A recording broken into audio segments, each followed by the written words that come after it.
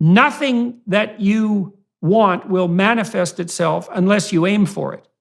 And you won't aim for it unless you know what it is. And you won't know what it is unless you ask yourself. And then you might say, well, why don't you ask yourself? And the answer is, well, maybe no one ever explained to you that you needed to, which is a crucial issue. And then maybe you don't also trust yourself. Because you might think, well, if I let myself know what I wanted, given my bloody track record, I would do everything I could to screw it up. So I'll just keep myself opaque to myself so that I don't fail at something that's truly important. And then I can always regale with myself with the idea that, well, I didn't succeed, but I didn't really try. Had I really tried, I might have succeeded. Whereas if you let yourself know what you want and then you try, you also set the preconditions for failure. So it's risky. That's right. But the alternative is, well, you don't know what you want. So it is a meditative practice. Like, okay, if I could have what I wanted, imagine the world was constituted so that the entire planet wouldn't explode in an apocalypse if I got what I needed and wanted. Yeah, right. It's like, what would that be? What kind of Okay, so is this this a cognitive, I don't want to use jargon. Is this a thought exercise or is this a feeling exercise? Because here's what I'm seeing across the country. I thought it would feel different when I finally got that associate vice president job. Yeah, right. I thought I would feel a certain way when I got a car. I thought if I could just get her to date me, I would feel a certain way. And people are realizing in rapid fashion, I thought if my politician won, I would suddenly feel a certain way. Here's a great, I testified in a court case against somebody years ago. A former student of mine got into did some really terrible things. And he got a long jail sentence. And the next morning I woke up and I read what the judge had written and in the sentencing, and the judge used some of my words, and I remember feeling sick to my stomach, and I called a mentor of mine, a psychology friend, professor of mine, and asked her, I said, man, I feel gross. And she said, John, nobody wins here. And I had this perception that I was going to feel a certain way when justice was done and the right thing happened. And I realized, man, I'd thought this through cognitively, but I had not managed. How are you going to actually feel? Because nobody wins. Somebody's life is ruined over here. Somebody's life is still ruined over here. I think we have to, I don't know. You're infinitely, you've got infinitely more wisdom than I do on this, but I find that the cognitive exercise is helpful, but it really is important to sit down and say, okay, how are you going to feel 5 days after you've bought this car that you think you have to have? Well, right? Okay, so the first thing is that the probability that you'll be happy because you've accomplished something in any permanent sense is virtually zero. And the reason thank you for saying that. Well, the reason for that isn't what positive emotion is for. Positive emotion is to indicate that you're making progress towards a valued goal. Yes. Now it's the driver, right? Not the finish line. Exactly. Well, and that's actually pharmacologically separate, right? Because a satiation reward, which would be the accomplishment of something, calms you and stops that program from running. So, for example, once you've become vice president, if that was your goal, then the whole pursuing vice president program comes to a halt. Now, the problem with that is it leaves you without a goal, and it also leaves empty space, which you immediately have to fill. And so often people feel disquiet because now they don't know what to do, and they miss that rush because they're no longer pursuing something.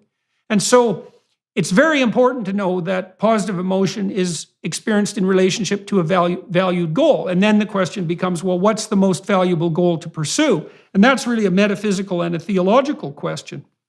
In terms of the mechanics of feeling, so imagine that you're negotiating the structure of a date with your wife and you're developing a shared vision. And so you say, well, on Wednesday nights, once a week, we're going to go for dinner, and maybe you specify the restaurant, and you're going to make the arrangements, and I'm going to get dressed up, and then we're going to go see a movie, and you're going to pick the movie, and then we're going to have a romantic interlude afterwards, and we'll run that and see how it goes. And then what you want to do is you want to picture that, and you want to watch how your body reacts on the emotional level. And that's a bit of honesty, it's right. And you can see, well, if we went to this restaurant, I don't really like that restaurant. I think it's kind of expensive. I had a bad time with the waiters. I don't think I'd be happy there. Then you say those things to your partner. You say, well, I'm thinking this through. I'm imagining it. And here's the objections that are coming up. Maybe they're wrong. Maybe I've got this wrong, but I'd like to hear your input because, we want to get this right. Should we reevaluate my feelings about the restaurant, or should we think about a different restaurant? And that should be a question, because you don't know. Maybe you're just stupid about the restaurant, or you're cheap, or you're afraid to go there because you don't have the right clothes. I mean, you don't know, right? But if you want to get your feelings in line, you develop the vision, and then you apprehend the vision with your feelings. It's kind of what you do when you go to a movie and you fall into the fantasy of the character. You embody all the emotions and you evaluate it that way.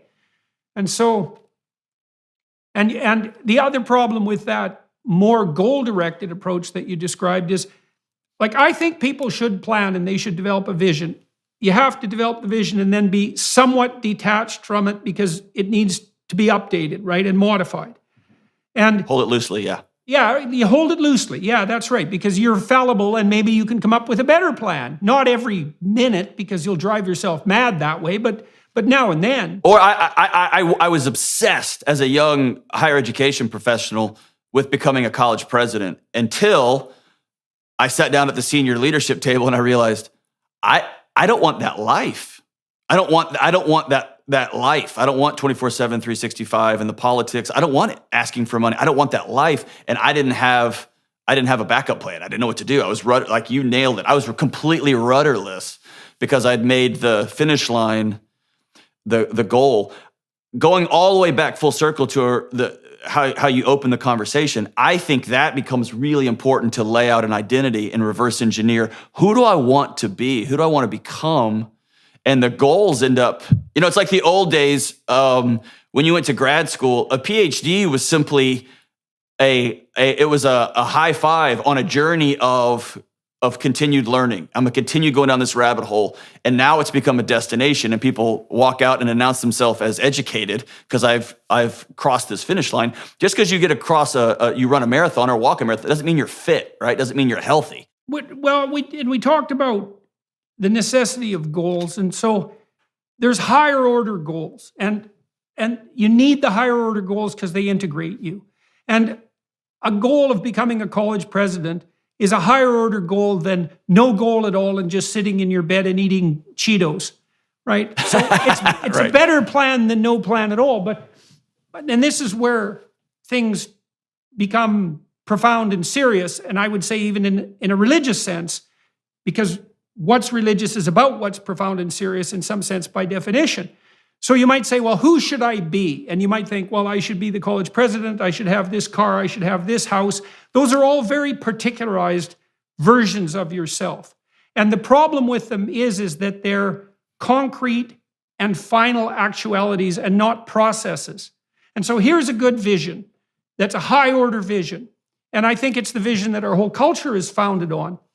I should be the person who genuinely confronts the problems and challenges that confront me in my life. So that's an attitude of active and voluntary engagement, right? I'm going to do that's an identity, yeah. Yeah, and it's an identity of process as well. It's like I'm going to be someone who doesn't shy away from the challenges of life. Okay, and then I'm a guy who confronts it. Yes. Right. And so that's St. George and the Dragon, and that's a precondition for therapeutic transformation, because in order for you to improve, you have to identify the problem, the dragon, and you have to be willing to face it voluntarily. And so you say to yourself, I'm going to do what I can to develop the courage to confront the problems in my life voluntarily. That's who I want to be. And then another element of that is, I can't do that without telling the truth.